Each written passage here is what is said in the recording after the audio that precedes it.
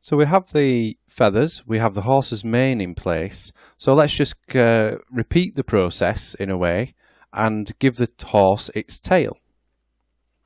And like I say, it's going to be constructed in exactly the same way as we did the mane. So let's just drop back a frame. So we're back at the base pose. And round the back of the model here, we're just going to select some faces here. Maybe increase that selection slightly so the tail's got a wider area to come out from. And we're going to create a new description. This time we're going to call it horse tail. We're going to put it into the horse fur collection which already exists, and that'll just keep everything neatly together. You're going to use splines again. We want them to be random, and we're going to use guides rather than attributes. So let's click create. So that's generated there, and it's come up to tell us that there are no guides existing. So let's add some in. Click add or move guides, hold down B just to increase our brush size. I'm going to add one at the top, one at the bottom, and maybe one just coming out the side in the middle there, like so. So they're looking a bit small, so let's go in and reset the length. Let's do something quite big, like 75 maybe. So that's about right. And again, just like we did with the mane, we're going to mirror those across using this tool here, and that will give us both sides. So let's change our preview to preview the current description only.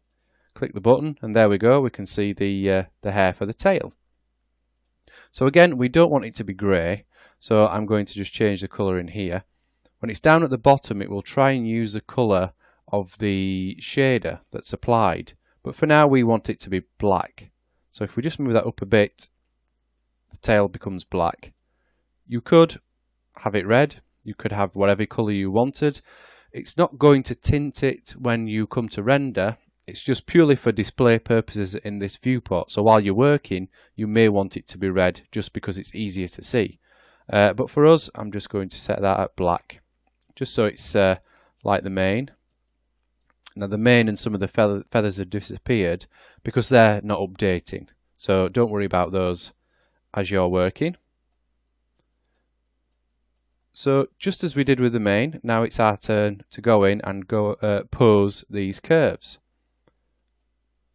And to start us off, we're going to use a utility. Rather than go in and do them one at a time, we know we want the tail to sweep around here like so. And actually we should probably jump up to our first frame, just so we can work on it in our posed state. So let's just update all the descriptions just so we can see how it's looking. So we know the mane flows over like that, so we want the tail to flow around the back of the horse as well. So let's again, let's just preview current description only. I know it doesn't take long for it to update everything, but the more descriptions you've got in the scene, obviously the longer it'll take to update if you're updating everything all the time. So it's handy just to go in and just preview the current one that you're working on. So let's add a lattice to this one. We can leave these as default, create the lattice, and that gives us this. And now we can start to shape the tail a little bit more.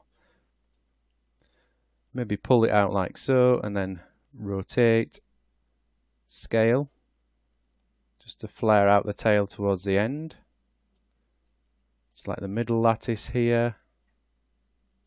Pose this one. We can see it's influencing the main curves in the middle. Click to update our preview. We can see the tail is sweeping around. We maybe want this dip down as well.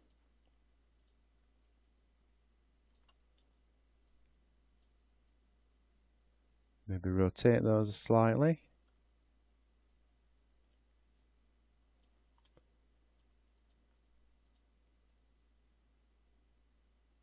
So we get something like that, and when we're happy, click accept, and then we can go in and just start to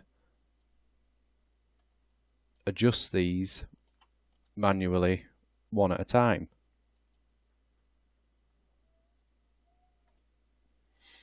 But as you can see, we've only got a few CVs to work with here. So maybe you want a bit more control over the shape of the tail.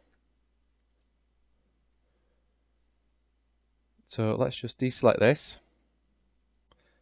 What we can do is interactively go in and adjust the amount of CVs in these curves. So if we go back to our primitives view,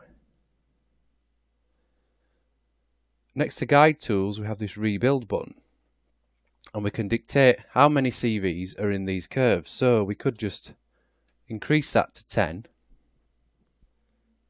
click OK. And if you notice, those smoothed out a lot more because they've got a lot more CVs in them now, as you can see when we switch to the guide control points.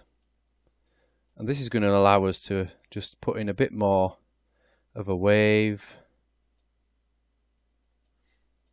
add in a bit more control just over the shape of the tail. Click to update. Now we could increase up here as well, so let's increase that to 10, and that's going to match the shape of the tail there. So if you rebuild your guide tools, if you notice when it was at 5, which was the default, they're still quite linear. So if we rebuild the guide tools, we also need to increase this count here, and now this is following this curve a lot better.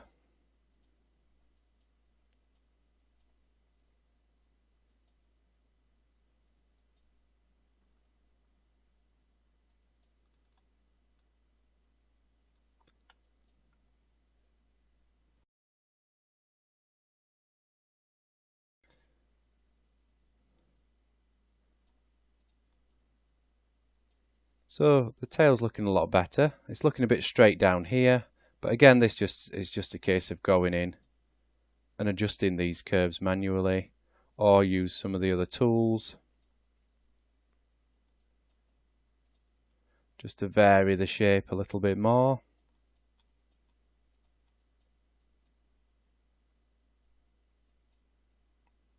Just going to do this quickly just to demonstrate, and then maybe later on I can come back and vary it a little bit more.